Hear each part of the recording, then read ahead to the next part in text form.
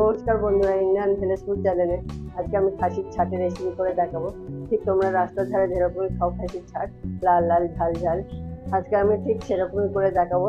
রাস্তার ধারে যেরকমই ছাটে খাও ঠিক ওইকাল সেরকমই লাগে। অনেক বন্ধুরা আছে এই রেসিপিটা পছন্দ করে, অনেক বন্ধুরা আছে আবার পছন্দ করে না, কিন্তু এখন এই রেসিপিটা খুবই ফেমাস রেসিপি। চলুন বেশি কথা না বলে রেসিপিটা দেখে নিই। খাসির ছাটের রেসিপি করার জন্য এখানে আমি 500 গ্রাম খাসির ছাট নিয়ে নিয়েছি। আর ছাটগুলো আমি খুব ভালো করে ধুয়েও নিয়েছি 5 থেকে 6 বার, আর একবার গরম জলেও ধুয়ে নিয়েছি। এখন এটাকে আমি সরিয়ে দেবো। তোমাদের বলে দিলাম এটাকে খুব ভালো করে ধুয়ে নিতে হবে। গ্যাসের মধ্যে আমি একটা কড়া বসিয়ে দিয়েছি, কড়াটা গরম হয়ে গেছে। এখন আমি পরিমাণ মতন তেল দিয়ে দেবো। তেলটা এখন গরম হয়ে গেছে, এখন আমি কেটে রাখা আলুগুলো দিয়ে দেবো। আমি আলুগুলো খুব বেশি বড় বড় করে কাটিনি, মিডিয়াম সাইজে আলু কেটে নিয়েছি। এখানে দুটো আলু আমি 8 পিস করে নিয়েছি। আলুগুলো এখন আমি ভালো করে ভেজে নেব লাল করে। প্রায় 2-3 মিনিট সময় নিয়ে আমি আলুটাকে ভেজে নেব। 2 মিনিট ভাজার পরে আলুটা লাল হয়ে গেছে, এখন আমি তুলে নেব। এখন এই কড়ার মধ্যে দিয়ে দেবো একটা তেজপাতা, 2 শুকনো লঙ্কা। শুকনো লঙ্কা তেজপাতাটাকে দিয়ে আমি কয়েক সেকেন্ড ধরে নাড়াচাড়া করে নেব। কয়েক সেকেন্ড ধরে নাড়ি তুলে ভেজে নিলাম। এখন আমি দিয়ে দেবো 4টে মিডিয়াম সাইজের পেঁয়াজ কুচি। পেঁয়াজ কুচিটাকে দিয়ে ভালো করে নাড়ি তুলে ভেজে নেব। আবারও 2 থেকে 3 মিনিট ধরে ভালো করে পেঁয়াজটাকে ভাজতে হবে। প্রায় 2-3 মিনিট ভাজার পরে পেঁয়াজটা অনেকটা নরম হয়ে গেছে। এখন আমি দিয়ে দেবো 2 মিডিয়াম সাইজের টমেটো কুচি। টমেটো কুচিটাকে দিয়ে আমি ভালো করে নাড়ি দিয়ে নেব। আবারও ঘড়ি ধরে আমি 1 মিনিট ধরে নাড়াচাড়া করে নেব।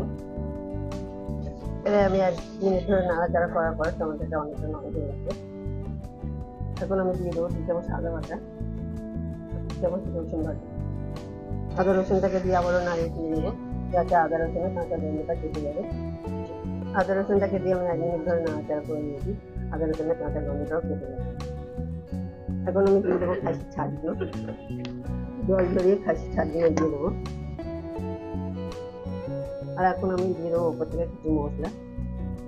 দিয়ে দেবো 1 চামচ হলুদের গুঁড়ো, 1 চামচ লঙ্কার গুঁড়ো। লঙ্কার গুঁড়োটা তোমরা বুঝে শুনে দেবে, যে যেমন ঝাল হয় সেই দিয়ে লঙ্কার গুঁড়ো দেবে। আর দিয়ে দেবো 1 চামচ জিরের গুঁড়ো, আর দিয়ে দেবো 1 চামচ ধনের গুঁড়ো। এখন আমি সমস্ত মশলার সাথে খাসির ছাটটাকে নাড়িয়ে দিয়ে মিলা করে নেবো,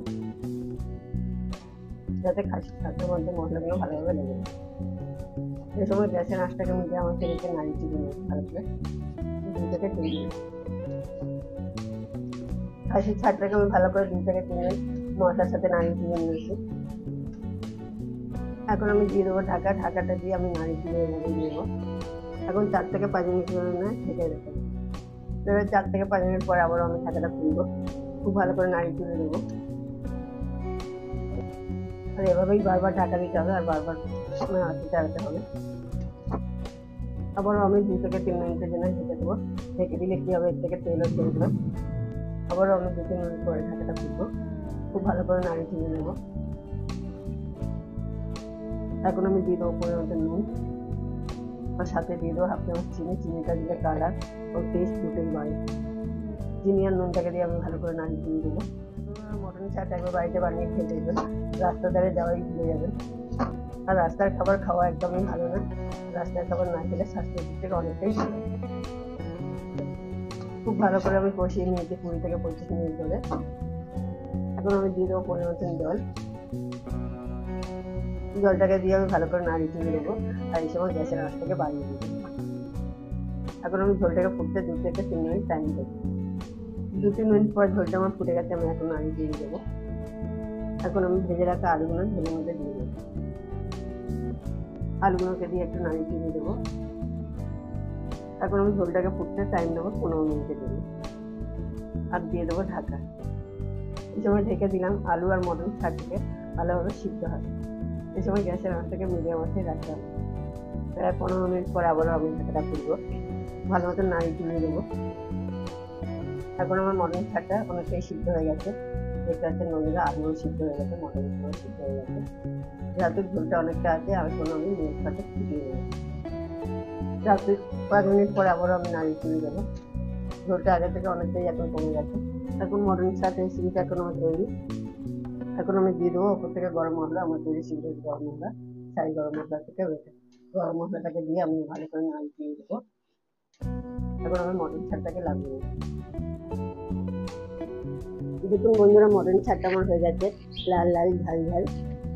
এই রেসিপিটাকে দিয়ে তোমরা ভাত, রুটি, পরোটা, লুচি, কচুরি সব কিছুর সাথেই খেতে পারবে, সকাল বিকাল দুবেলাই পারবে। আজকাল এটা চাউমিনের সাথেও খুব ফ্যাশন উঠেছে, চিলি চিকেনকেও হার মানাবে। একবার খেলে বারবার খেতে ইচ্ছা করবে। আজকের মতন ভিডিও আমি এখানেই শেষ করছি। দেখা হচ্ছে অন্য কোনো ভিডিওতে।